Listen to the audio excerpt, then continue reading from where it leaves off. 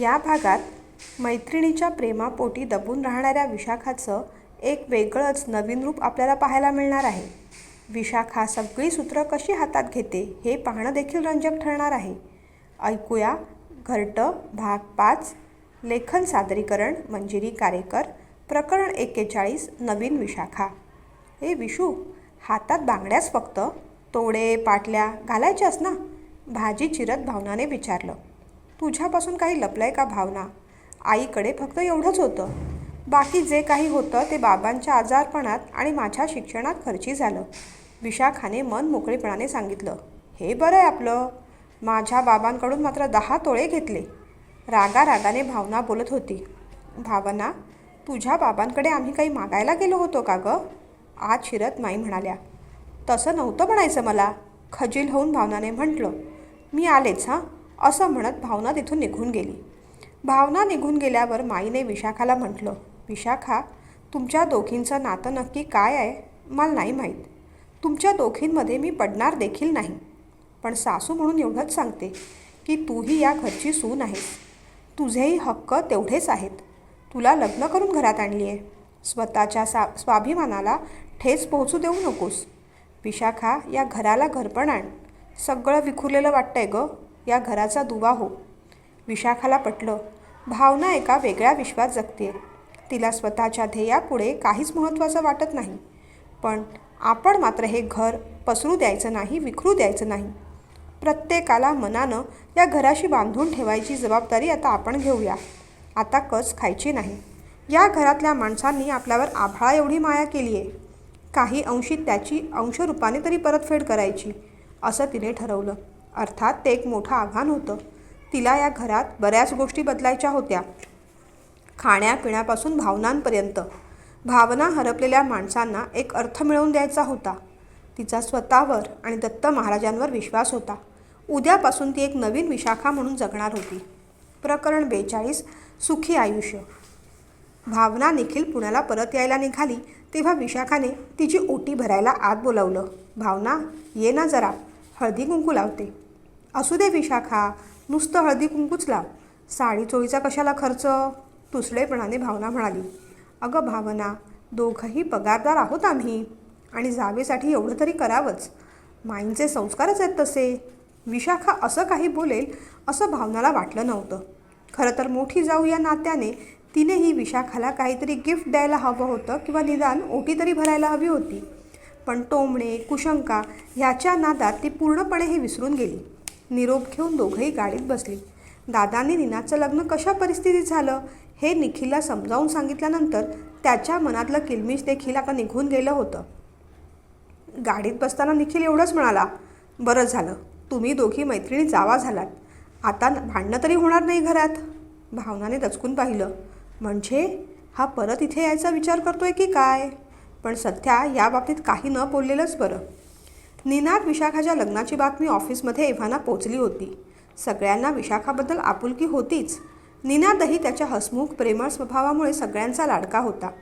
फुलांनी सजवलेल्या बोर्डवर दोघांसाठी अभिनंदन आणि शुभेच्छा लिहिल्या होत्या.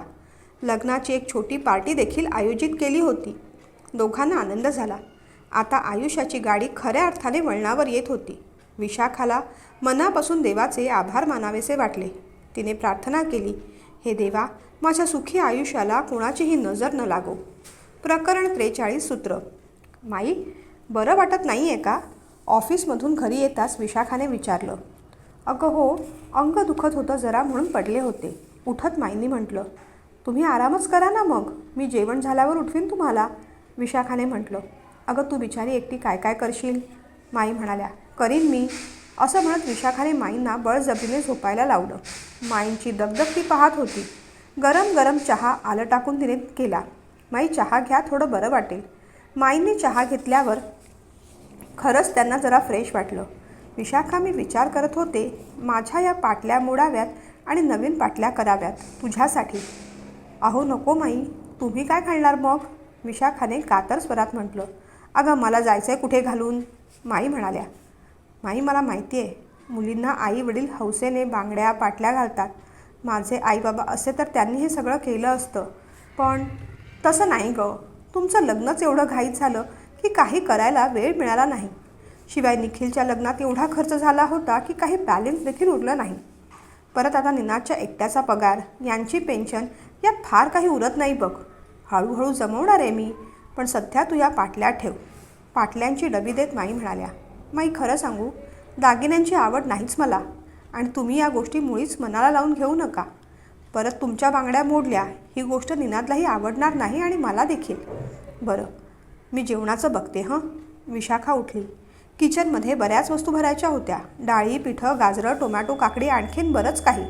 तिने यादी बनवली आणि सगळ्या वस्तू घेऊन आली. जेवताना सॅलड पाहून सगळ्यांना वेगळं वाटलं. मला माहिती आहे तुम्हाला हे सगळं खायची सवय नाही, पण आजपासून आपण सगळ्यांनी चवीबरोबर पौष्टिक देखील खायचं आहे. जेवणानंतर फळं आली. कुणी काहीही न बोलता व्यवस्थित जेवण घेतलं. माईंना मनापासून आनंद वाटला. घराला शिस्त लागत होती. सगळी सूत्र विशाखाने आपल्या हातात घेतली होती. प्रकरण 44. सोसायटीची पूजा. निनाद, यार, काढ ना एक रविवार वेळ, आटपून टाकूया पूजा. कोण भाग घेत नाही, पण यार 20-22 वर्षांची प्रथा मोडायची का? कळवळून राजू सांगत होता. अरे पण प्रत्येक वर्षी आपणच का भाग घ्यायचा? कुणी आरतीला देखील खाली उतरत नाही. रागारागाने निनाद म्हणाला. कसली पूजा निनाद? राजूसाठी सरबत ठेवत विशाखाने विचारलं. अगं, आपल्या बिल्डिंगची ना प्रत्येक वर्षी पूजा असते. पूर्वी फार मजा यायची, पण हल्ली ना कोणी इंटरेस्ट घेत नाही. कंटाळत निनाद म्हणाला. समजा मी या पूजेची जबाबदारी उचलली तर चालेल तुला? विशाखाने विचारलं. पण सगळं जमेल तुला? तुम्ही सगळे आहात ना? एकदम झक्कास प्रोग्राम ठरवू. विशाखाच्या बोलण्याने दोघांना उत्साह आला. ठीक आहे वहिनी, सगळ्यांची मीटिंगच घेऊ उद्या. हो, मी पण आजूबाजूच्या बायकांना सांगते, विशाखा म्हणाली. सगळेजण आश्चर्याने सोसायटीच्या ग्राउंडवर जमले. हे काय नवीन आता? कऱ्हाडे म्हणाल्या. नमस्कार, मी सौ विशाखा दातार. आपण आता इथे पूजेच्या तयारीच्या चर्चेसाठी जमलो आहोत. या वर्षीची पूजा आपल्याला थोरा मोठ्यांच्या आशीर्वादाने, युवकांच्या सहकार्याने आणि छोट्यांच्या मेहनतीने तडीस न्यायची आहे. नुसती पूजाच नव्हे, तर त्याबरोबर मनोरंजनाचे, सांस्कृतिक कार्यक्रम देखील करायचे आहेत. आपल्यापैकी जी मंडळी ऑर्गनायझेशनमध्ये आमची मदत करू इच्छितात त्यांनी राजू यांच्याकडे नावे द्यावीत. सुरुवातीला कोणीच हात वर केला नाही, पण मग श्रावणी म्हणाली, मला आवडेल कमिटीत यायला. तिच्या मागून लगेचच प्रीतम, रघु, बंड्या, म्हात्रे काकू, प्रीती, अनेक नावं आली. कमिटी स्थापन झाली. रघुकडे खजिनदाराचं पद आलं. प्रीतीकडे सांस्कृतिक मंत्रीचं, स्पर्धा आयोजन श्रावणीकडे. रघुने वर्गणी गोळा केली. 7,000 रुपये. एवढ्या बजेटमध्ये कार्यक्रम, पूजा सगळं बसवायचं कसं काय शक्य आहे? त्याने डोकं लढवलं. बिल्डिंगच्या तळाशी 2 दुकानदार आहेत. त्यांच्याकडून थोडी वर्गणी जास्ती घ्यायची. अहवालात त्यांच्या दुकानाची मालाची जाहिरात करायची. हरहुन्नरी स्पॉन्सरर पण सोसायटीत मिळाले. बजेट 15,000 गेलं. निनादने पूजेचं साहित्य, गुरुजी वगैरेची जबाबदारी स्वतः उचलली. माई पण म्हणाल्या, प्रसादाचा शिरा मीच करीन हो. विशाखाने मग एक एक कल्पना आणल्या.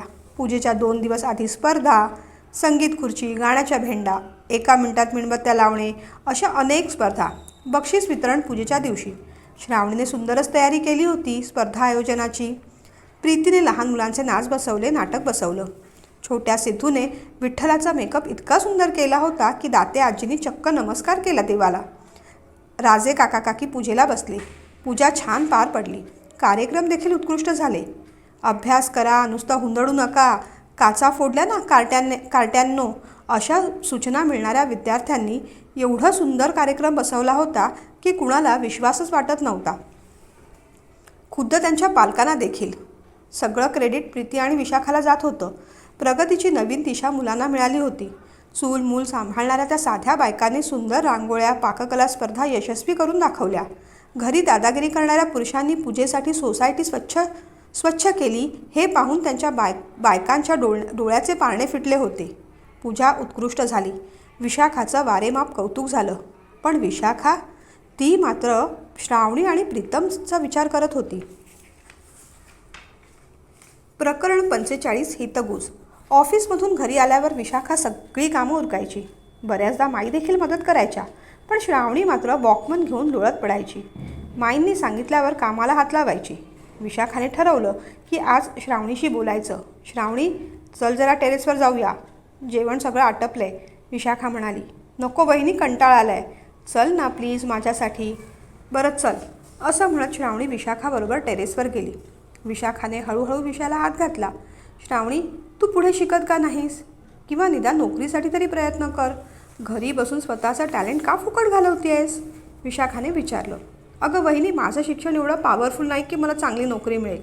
पुढच्या शिक्षणात मला इंटरेस्ट नाही, मन मोकळं करून तिने सांगितलं. अगं पण तू इतक्या सुंदर हस्तकला वस्तू बनवतेस, शिवण क्लास केला आहेस, त्याच्यात काहीतरी कर. हवं तर मी मदत करीन तुला. श्रावणी, स्वतःच्या पायांवर उभं असणं हे स्त्रियांच्या दृष्टीने खूप गरजेचं आहे बरं. तू आर्थिक स्वावलंबी व्हायलाच हवीस. प्लीज गैरसमज करून घेऊ नकोस. हे बघ, आपण आजपासूनच तुझ्या व्यवसायाला सुरू करू.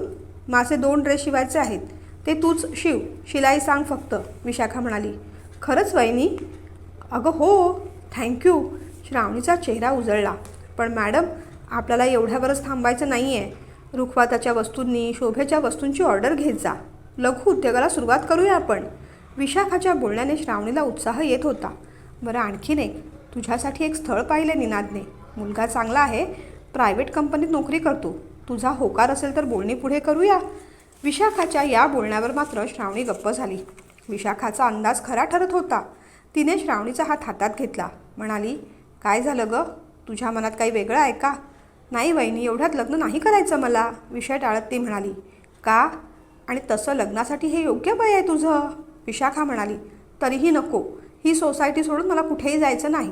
पटकन श्रावणी बोलून गेली. असं? मग सोसायटीतला मुलगा शोधूया, असं म्हणतात श्रावणी ओशाळली. वहिनी, प्रीतम ना? विशाखाने विचारलं. लाजून मग श्रावणीने मान खाली घातली. वहिनी, कुणाला सांगू नकोस हां प्लीज. म्हणजे पळून जाऊन लग्न करणार की काय? हसत विशाखाने विचारलं. तसं नाही गं, तो अजून परमनंट झाला नाही आहे. 2-4 महिन्यात होईल, मग तो त्याच्या घरी बोलेल, श्रावणी म्हणाली. हे बघ, सध्या मी निनादशी बोलते. एकदम धक्का बसायला नको त्याला. तू काळजी करू नकोस, सगळं ठीक होईल. प्रकरण 46, जबाबदारी. रात्री विशाखाने निनादजवळ श्रावणी प्रीतमचा विषय काढलाच. निनाद खूप रागवला. त्याचा राग शांत करत ती म्हणाली, हे पहा, भाऊ म्हणून तुला राग येणं स्वाभाविक आहे, पण ते कितपत योग्य आहे? प्रीतम चांगला मुलगा आहे, निर्व्यसनी आहे, नोकरी करतो आणि मुख्य म्हणजे श्रावणीशी लग्न करायला तयार आहे. एकमेकांचं प्रेम आहे. अगं पण म्हणून काय असले प्रकार करायचे सोसायटीत? चवताळतो म्हणाला. असले प्रकार म्हणजे? प्रेम म्हणजे असले प्रकार असतात. मग आपण काय केलं? तिच्या बोलण्यावर निनाद शांत झाला.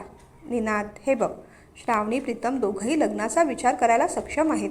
सगळं चांगलं असताना उगीच खो का घालायचा? उलट तू हे बघ ना, तिने स्वच्छ मनाने सांगितलं.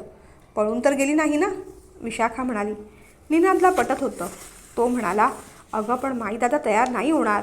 प्रीतमला एक लहान बहीण देखील आहे. तिची जबाबदारी ह्यांच्यावरच येणार की नाही? निनाद, विसरलास तू?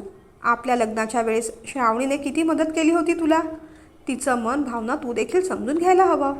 मुलगा वाईट असता तर मी स्वतः तिला परावृत्त केलं असतं. आणि बहिणीची जबाबदारी भावाचीच असते की नाही? आपलं लग्न ठरलं तेव्हा मी असा विचार नाही केला, अरे नंडेची जबाबदारी माझ्यावर पडेल म्हणून. उलट माणसं जोडली. आपल्या घरातले संस्कार देखील तसेच आहेत. ते दोघेही जबाबदार होतील ना. माई दादांना आपण विनंती करूया. निनाद श्रावणीकडे गेला तेव्हा ती खूप घाबरली. त्याने तिच्या डोक्यावर हात ठेवला. म्हणाला, नको काळजी करूस. आता प्रीतमशी बोलण्याची जबाबदारी निनाद आणि विशाखावर होती. निनादने प्रीतमला समोरच्या गार्डनमध्ये भेटायला बोलवलं तेव्हा तोही जरा घाबरलाच. प्रकरण 47, निर्धार. प्रीतम, श्रावणीने सगळं सांगितलं आहे. तू लग्नाला नक्की तयार आहेस ना? तुझ्या घरून काही प्रॉब्लेम? निनादने डायरेक्ट विषयाला हात घातला. हो, म्हणजे घरून आई तयार होईल का माहीत नाही, प्रीतम अडखळत बोलत होता. म्हणजे तू तयार नाहीस? विशाखाने विचारलं. खरं म्हणजे आमचं तसं काही लग्नाबद्दल बोलणं झालंच नाही कधी. आणि शिवाय मी अजून परमनंट नाही, तेव्हा श्रावणीला मला टांगतं ठेवायचं नाही. प्रीतमच्या या बोलण्यावर निनाद वैतागला. अरे तुला थोडी तरी लाज वाटते का रे? निनाद चवताळ त्याच्या अंगावर गेला. निनाद, सोड त्याला. लग्न म्हणजे जबरदस्तीचा खटला नाही. त्याची खूप मोठी चूक आहे, पण योग्य वेळेस किंवा खूप उशीर होण्याआधी तो मागे फिरला हे बरं आहे, विशाखाने समजावलं. प्रीतम, तुझा निर्णय झाला आहे. मग पुन्हा श्रावणीच्या मार्गात येऊ नकोस. तिच्या भावनांशी खेळून तू गुन्हा केलायस, पण पुन्हा ही चूक करू नकोस. प्रीतम निघून गेल्यावर विशाखा, निनाद हताश झाले. पण ही गोष्ट योग्य वेळेस झाली हे नशीब. उगीच श्रावणीची नाहक बदनामी झाली असती यात. ही गोष्ट श्रावणीला कशी सांगावी हे दोघांना कळत नव्हतं, पण विशाखाने धीर करून तिच्याशी बोलायचं ठरवलं. श्रावणी, आम्हाला खरंच प्रीतमच्या बोलण्यावर प्रथम विश्वास बसत नव्हता. कदाचित निनादने हात उचलल्यावर त्याने वेळ मारून न्यायला हो म्हटलं देखील असतं, पण नंतर मात्र. ते ऐकून श्रावणी रडली, खूप रडली. रडू नकोस बाळ, तुझी त्यात काय चूक? तू खरं प्रेम केलंस, पण तोच त्याच्या शब्दाला जागू शकला नाही. उलट आपलं नशीब चांगलं म्हणजे हे खूप लवकर कळलं. विशाखा बराच वेळ तिला समजावत होती, लहान मुलासारखी. तिने श्रावणीचा हात हातात घेतला. प्लीज श्रावणी, नको ना रडूस. मला आता स्वतःलाच गिल्टी फील होतंय. उगीचंच या भानगडीत पडलं असं वाटतंय. नाही नाही गं वहिनी, उलट तुला थँक्स. तुम्ही दोघांनी किती केलं माझ्यासाठी. श्रावणी बोलत होती. मग अश्रूपूस, निदान माझ्यासाठी, विशाखा म्हणाली. श्रावणी, खूप कठीण प्रसंग आहे हा, पण काळजी करू नकोस. आम्ही तुझ्याबरोबर आहोत.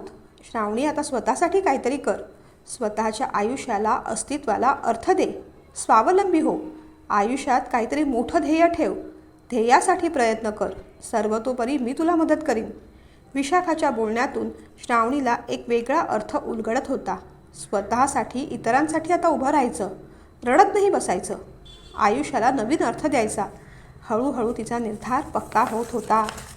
प्रकरण 48 मनासारखं. 1.5 वर्ष उलटून गेलं तरी मंदा दीक्षित साहेबांकडे प्रमोशनचं नावच काढत नव्हती. खरं तर भावनाला तिला खडसावून विचारावंसं वाटत होतं, पण ती मूग गिळून गप्प बसली. मंदा, माझ्या कामावर खुश आहेत ना दीक्षित साहेब? भावनाने घाबरत विचारलं. आहेत खुश, पण तुझ्याकडे बोल्डनेस नाही असं म्हणतात ते. तुझे ते कपडे, पंजाबी सूट, अगदी काकूबाई. म्हणजे कसले कपडे घालायचे मग? तिने विचारलं. माझ्यासारखे जीन्स, ट्राउझर वगैरे? हात उडवत मंदाने उत्तर दिलं. पण कपड्यांचा आणि प्रमोशनचा काय संबंध? भावनाने विचारलं. नसेलही, पण कपड्यांचा आणि स्मार्टनेसचा तर आहे.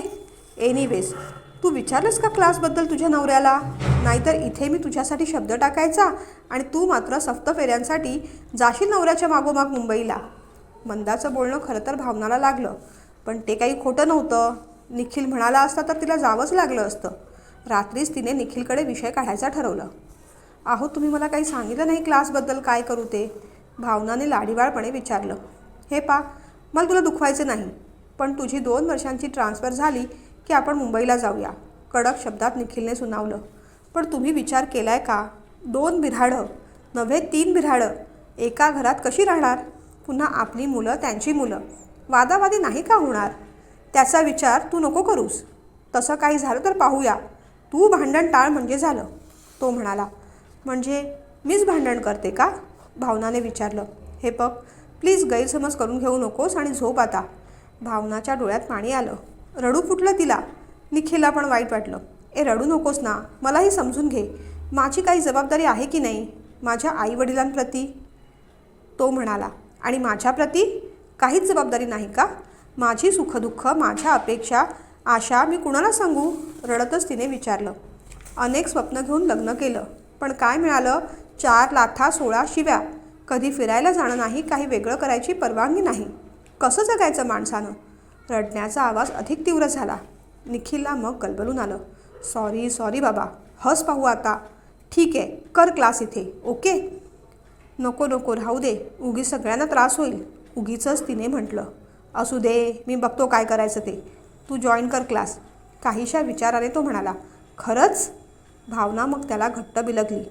तिची चाल यशस्वी होत होती. निखिल रात्रभर विचार करत होता, आता माई दादाला हे सगळं कसं सांगायचं? आणि सकाळी मोबाईलवरच दादांचा फोन आला. प्रकरण 49 गोड बातमी. कसा आहेस निखिल? दादांनी विचारलं. ठीक आहे मी.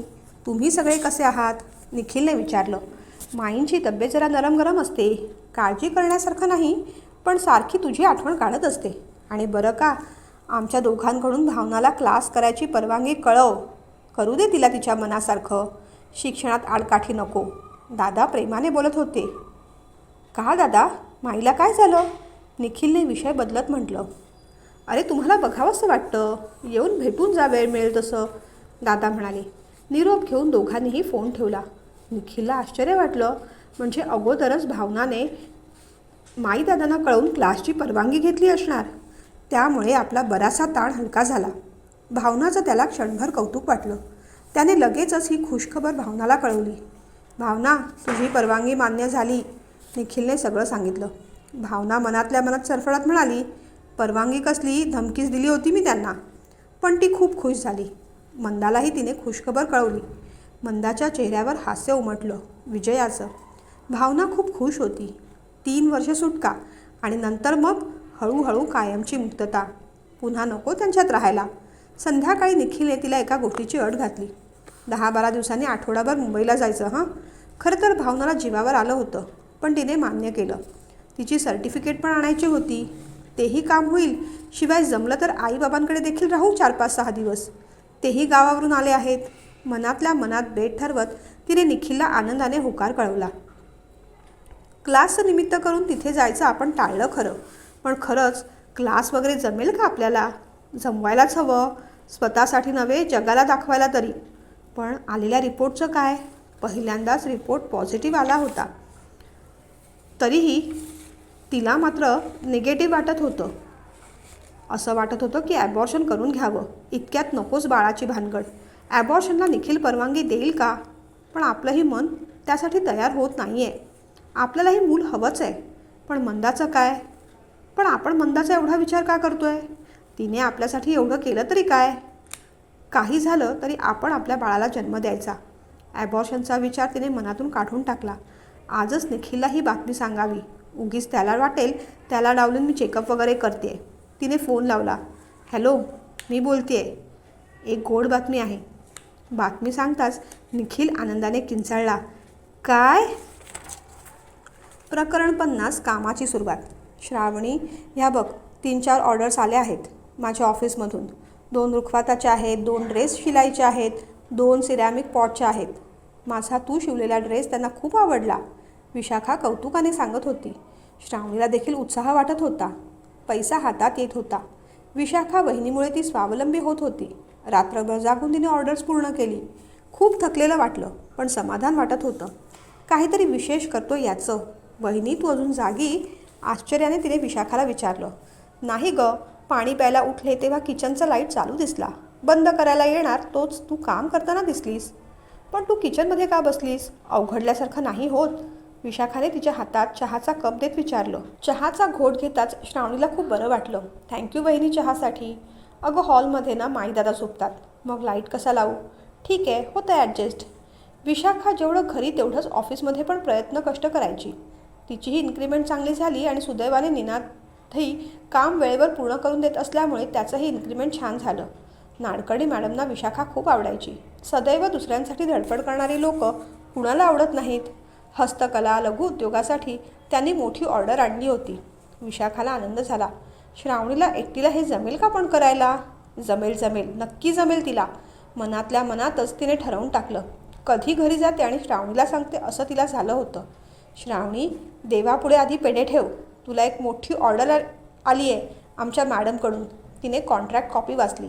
श्रावणीला खूप आनंद झाला, पण दुसऱ्याच क्षणी ती खट्टू झाली. नको वहिनी, नाही जमणार. का गं? नाराजीच्या स्वरात विशाखाने विचारलं. कुणाला तरी मदतीला घेऊ तुझ्यासाठी? मला जमलं तर सांग काही काम, विशाखाने समजावलं. कामाचं काही नाही गं, मी रात्र जागून पूर्ण करीन काम, श्रावणी म्हणाली. मग प्रॉब्लेम कुठे येतोय? विशाखाने विचारलं. प्रॉब्लेम काम नाही, दाम आहे. 40-50 हजार फायनान्स कुठून आणणार? श्रावणी म्हणाली. बस एवढंच ना? पर्समधला सही केलेला ब्लँक चेक काढून तिने श्रावणीसमोर धरला. हे घे. नाही वहिनी, प्लीज नको. तुम्ही माझ्यासाठी अगोदरच एवढं केलं आहे. तुझ्या उपकाराखाली दबून जाईन मी, डोळ्यात पाणी आणून श्रावणी म्हणाली. श्रावणी, मी तुला बहीण मानलं आहे. तुझ्यासाठी काही करता आलं तर मला आनंदच होईल. प्लीज नाही म्हणू नकोस, शपथ आहे माझी, विशाखा म्हणाली. बरं, एका अटीवर. माझा फायदा झाला की हे पैसे तू परत घ्यायचेस, श्रावणी म्हणाली. बरं बाई, सध्या सुरुवात तरी कर. श्रावणीचा कामाचा जोम वाढला. तिने मदतीला तिच्या ओळखीच्या 2 गरीब मुलींना घेतलं.